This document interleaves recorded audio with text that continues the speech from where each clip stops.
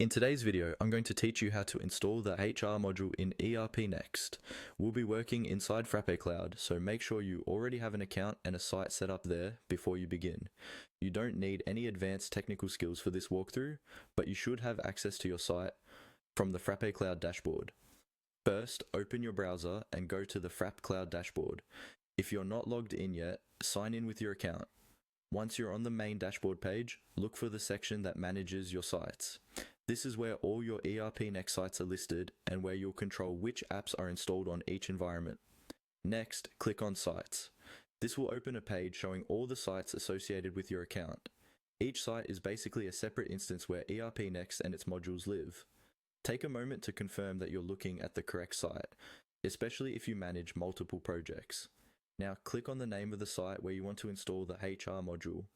This will take you to that site's overview page. Here, you can see information like usage, backups, and various management options.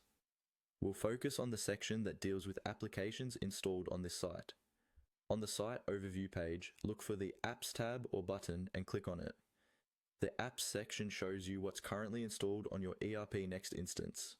If ERPNext is already installed, the HR module is typically part of the ERPNext app, but in some setups you may need to make sure the app that includes HR is present or reinstalled.